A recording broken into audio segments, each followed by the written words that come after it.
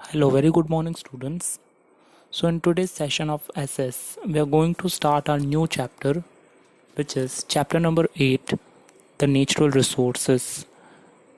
So, let's see the introduction of the chapter. Human needs can be satisfied partially or completely through resources.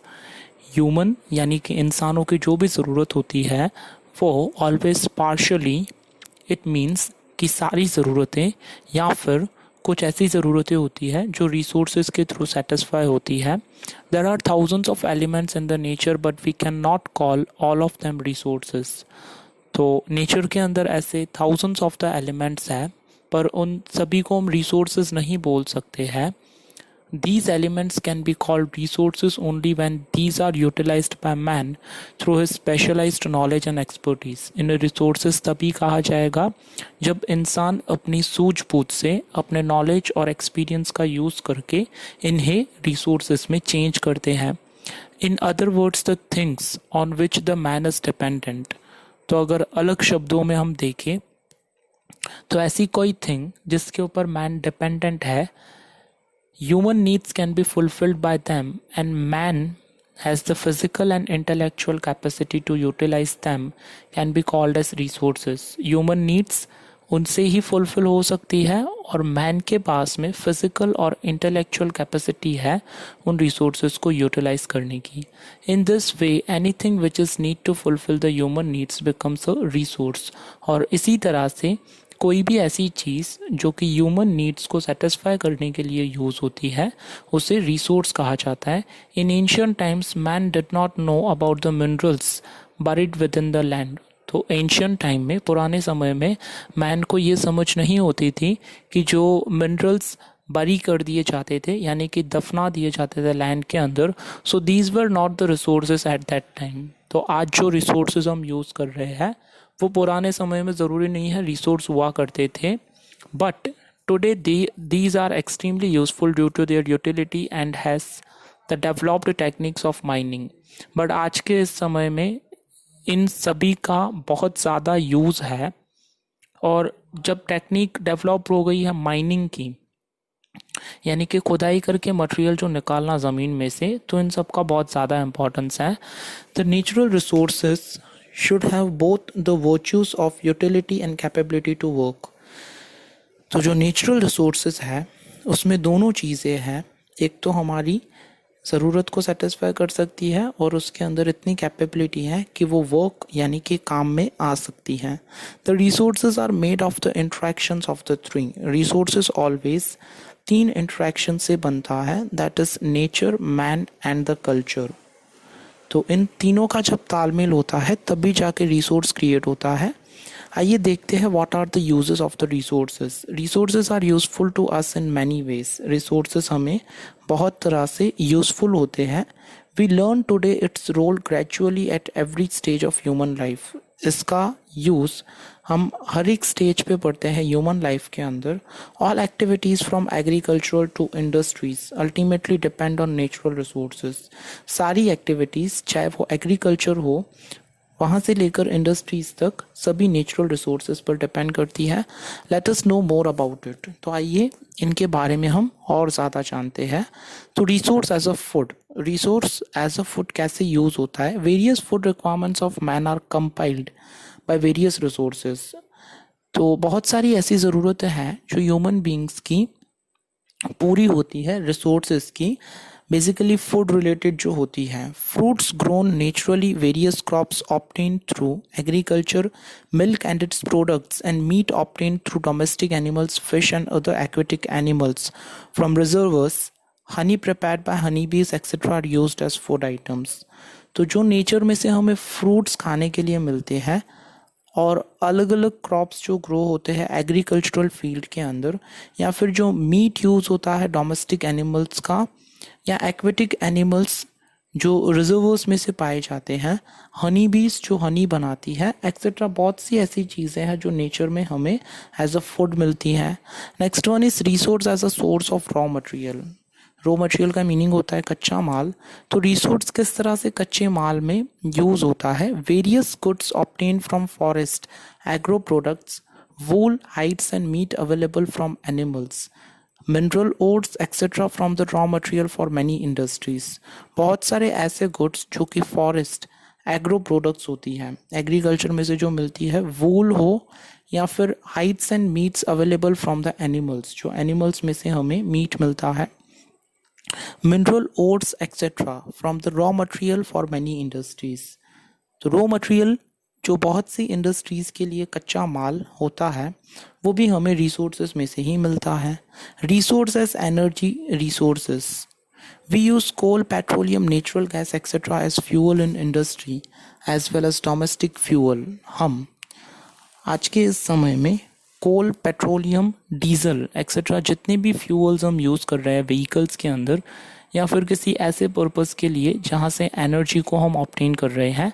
Besides energy can be generated through solar insolation, wind, sea waves, tides and ebbs and waterfalls etcetera. तो इनके अलावा energy को अलग अलग तरीके से generate जो किया जाता है, उनके कुछ सोर्सेज हैं। Wind mills, solar energy, tides and apps etcetera, ये सभी भी एक तरह के रिसोर्सेज हुए। अब यहाँ पर दिया हुआ है टाइप्स ऑफ द रिसोर्स, तो इसका क्लासिफिकेशन दिया हुआ है on the basis of ownership, यानी कि कौन इन्हें अपना सकता है। ऑन द बेसिस ऑफ रीअवेबिलिटी, कि अगर एक बार हम इसे यूज़ कर लेते हैं तो फिर से दूसरी बार कब अवेलेबल होते हैं यूज़ करने के लिए। On the basis of distribution centres, तो इनके डिस्ट्रीब्यूशन सेंटर्स कहाँ से लेकर डिसाइड होते हैं। Following are the types of resource on the basis of the ownership. On the basis of ownership कुछ रिसोर्सेज यहाँ पे दिए हुए हैं जो ओनरशिप के बेसिस पर यूज़ होते हैं। Let us understand this through the table. तो आइए हम अंडरस्टैंड करते हैं इसे एक टेबल के फॉर्म में। यहाँ पर 3 कॉलम दिए हुए हैं। सबसे first is ownership, then detail, then example. अब फर्स्ट जो दिया हुआ है, it is the individual resource, ऐसा रिसोर्स जो कि अकेला एक पर्सन ओन करता है। इसकी डिटेल्स दी हुई है, ओन बाय एन इंडिविजुअल और अ फैमिली।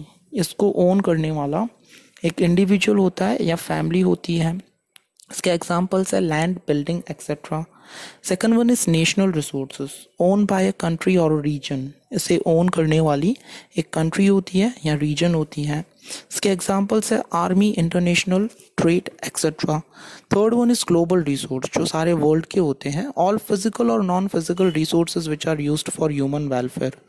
इंसान का कल्याण करने के लिए जितने भी रिसोर्सेज यूज़ होते हैं, तो वो रिसोर्सेज ग्लोबल रिसोर्सेज कहलाते हैं, जो कि वर्ल्ड लेवल पे यूज़ होते हैं। Resources of common ownership of all Nations of the world, सभी वर्ल्ड के सभी कंट्रीज़ के जितने भी रिसोर्सेज हैं उन सभी को हम ग्लोबल रिसोर्सेज कहेंगे।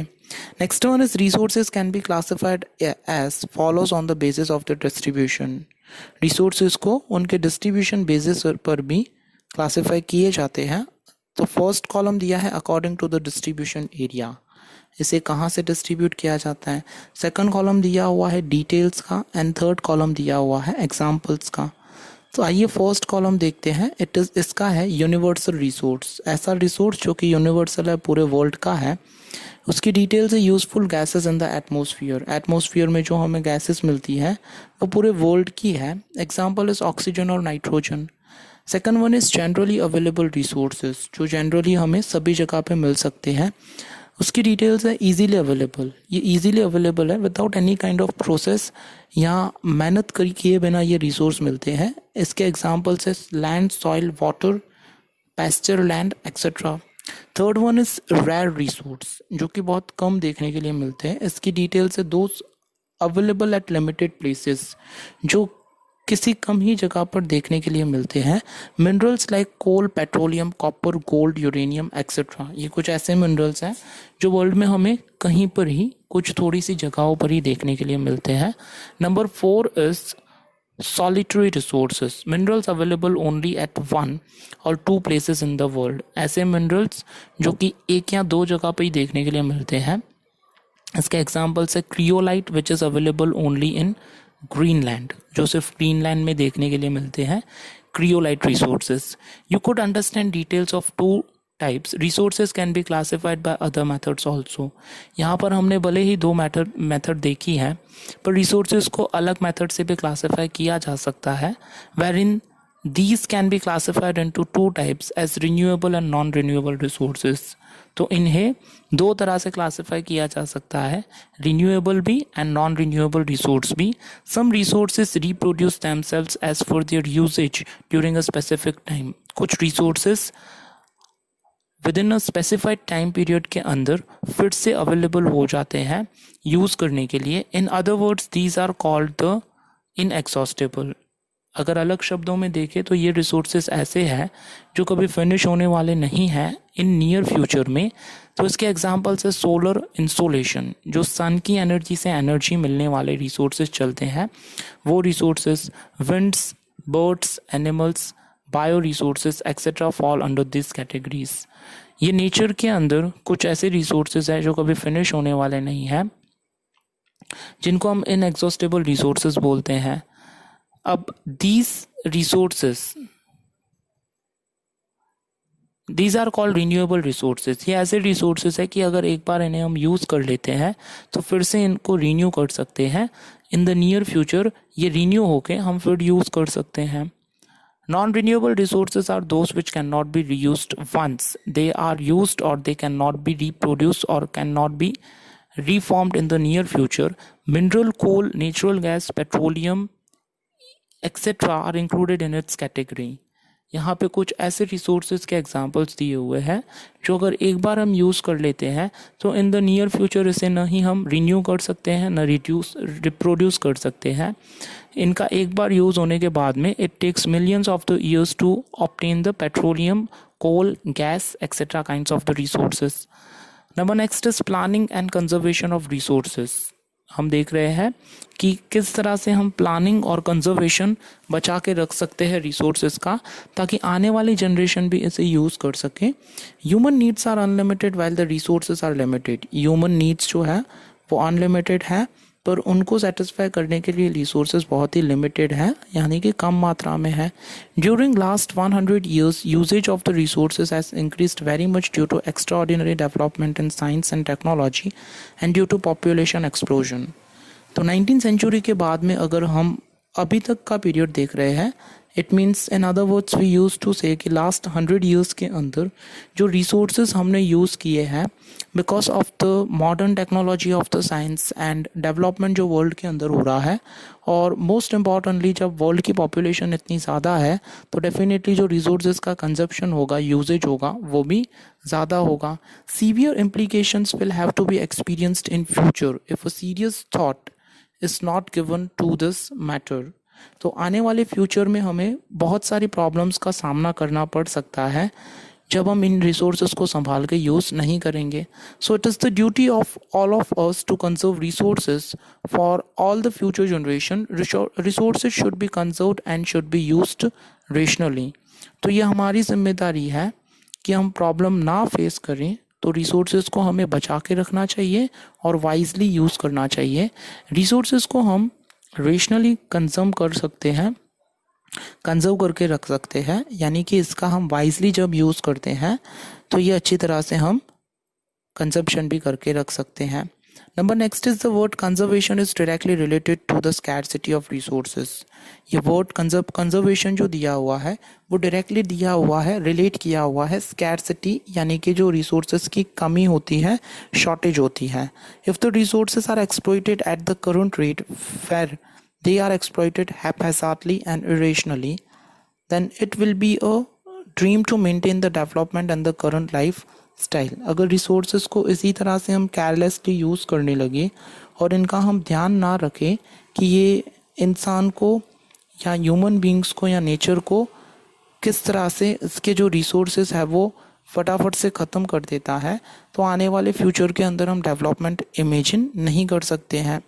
It includes things like its rational usage, dream to maintain the development and the current lifestyle. It includes things like its rational usage, its conservation and reusage. तो ये कुछ ऐसी rational usage की और conservation के methods हमें सिखाता है ताकि resources जिस available rate से हम इसे use कर रहे हैं उसकी रफ्तार थोड़ी कम हो सके.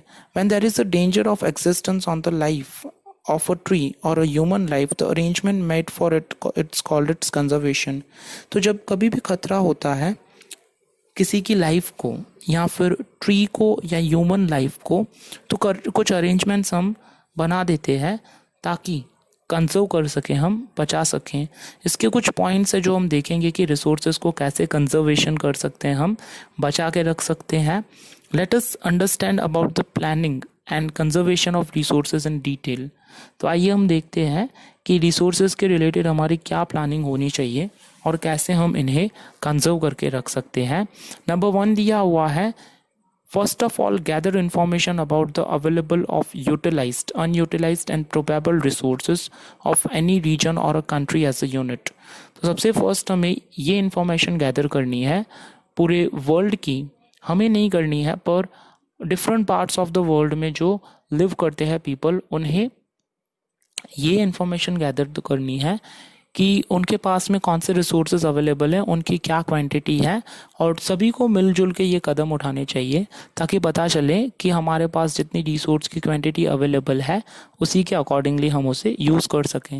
Number 2 is the resources which are limited और नॉन रिन्यूएबल। ऐसे रिसोर्सेज जो लिमिटेड है और नॉन रिन्यूएबल है, means in the near future इसे हम रिन्यू नहीं कर सकते हैं, should be exploited scientifically and should be used only when it is necessary to use them। तो इसे हमें साइंटिफिकली ही यूज़ करना चाहिए और जब इनकी ज़रूरत होती है तभी यूज़ करना चाहिए, केयरलेसली हमें इनका यूज़ नहीं करना चाहिए। Attempt should be made to develop these resources the quantity of which can be increased. हमें ये कोशिश करनी चाहिए कि जो रिसोर्स हम ज़्यादा यूज़ कर रहे हैं, तो ये प्रैक्टिस करके हमें चलना चाहिए कि इन रिसोर्सेज को हम कैसे बढ़ावा दे सकते हैं, यानी इनकी क्वांटिटी को हम कैसे इंक्रीज कर सकते हैं। Number 4 the resources which are cheaper and are easily available should not be wasted. ऐसे रिसोर्सेज जो कि चीपर यानी कि सस्ते हैं और इजीली अवेलेबल है, जल्द से जल्द हमें मिल जाते हैं, उन्हें हमें वेस्ट नहीं करना चाहिए, but instead they should be used sparingly for future use. तो जैसे स्पैर व्हील होता है कार के अंदर, तो वैसे ही इन्हीं रिसोर्सेज का हमें यूज़ करना है स्पैरिंगली इन फ्यूचर के अंदर, ताकि जो रिसोर्सेज हम जिस रेट से यूज़ कर रहे हैं उनका यूज़ हम कम कर सकें।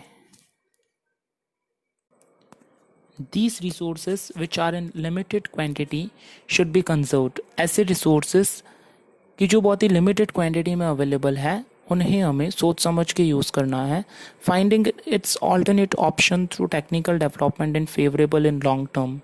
तो इनका हमें ऑल्टरनेट रिसोर्स हमें फाइंड करना है जल्द से जल्द, ताकि अगर ये मेन रिसोर्स ख़त्म हो जाता है, फिनिश हो जाता है, तो उसके ऑल्टरनेटिवली और कोई रिसोर्स हम यूज़ कर सकते हैं या नहीं। नंबर 6 दिया हुआ है, necessary laws should be framed for the conservation of resources and should be enforced strictly. ऐसा कायदा बनाना चाहिए, कानून बनाना चाहिए कि रिसोर्सेज का यूज़ जो हम कर रहे हैं वो अननेसेसरीली ना करें, और अगर कोई कर रहा है तो उसके खिलाफ हम स्ट्रिक्ट एक्शंस उठाएं। Citizen should be well acquainted with all the facts associated with the rational uses of resources and a public awareness should be cultivated। तो देश के हर एक नागरिक को ये बताना बहुत ही ज़रूरी है कि जो रिसोर्स क्वांटिटी में बहुत ही कम अवेलेबल है तो उनका रेशनल यूज़ कैसे करना है और क्या सावधानी हम रख सकते हैं इन रिसोर्सेज को यूज़ करने के लिए। नंबर नेक्स्ट पॉइंट जो दिया हुआ है, it is the soil formation. As we have seen कि सॉइल भी एक तरह का रिसोर्स है जो नेचर में हमें फ्री ऑफ कॉस्ट भले ही मिल रहा हो। तो generally the part of the surface of the earth wherein the vegetation grows is known as the soil. Generally earth का वो पार्ट जहाँ पे कुछ ग्रो होता है, ट्रीज, प्लांट्स एक्सेट्रा, कोई भी वेजिटेशन ग्रो होती है, उसको हम सॉइल बोलते हैं। The soil is a thin layer composed of various elements on the surface of the earth। Soil एक thin layer है जो अलग अलग एलिमेंट से बनी हुई है। इनके अंदर सिर्फ मिट्टी एंड स्टोन्स ही नहीं होते हैं, इनके अलावा भी बहुत कुछ थिंग्स दी होती हैं। Minerals, humidity, humus and air are mixed up in it. तो सॉइल के साथ में मिनरल्स, ह्यूमिडिटी यानी जिसको हम बोल सकते हैं भेज या नमी जिसको हम बोलते हैं, ह्यूमस और एयर डेफिनेटली मिक्स होते हैं सॉइल के साथ में। The parental rock lies below the soil. जो पेरेंटल रॉक होता है, बहुत ही बड़ा रॉक होता है, तो वो सॉइल के नीचे ही रहता है. Soil is framed due to the material available through the denudation, biotic remnants, humidity and air get mixed up with it. Soil हमें तभी मिलती है जब एटमॉस्फेयर के अंदर जो मटेरियल अवेलेबल होता है डेंडेशन के प्रोसेस से, बायोटिक रिमेनेंट्स होते हैं यानी कि इंसेक्ट्स हैं, छोटे से छोटे रोडेंट्स हैं एक्सेट्रा, वो सॉइल की फर्टिलिटी को इंक्रीज करते हैं. And most importantly air in सब के अंदर मिक्स हो जाती है, तो इसी से बनती है किसी भी जगह की soil. In other words the soil is a natural mixture of minerals. अगर दूसरे शब्दों में हम देखें तो सॉइल एक नेचुरल मिक्सचर है अलग अलग मिनरल्स का and biotic elements which have the capacity to grow and developed vegetation. और इसके अंदर वो बायोटिक फैक्टर्स हैं जो कि रिस्पॉन्सिबल है किसी भी तरह की वेजिटेशन को ग्रो करने के लिए.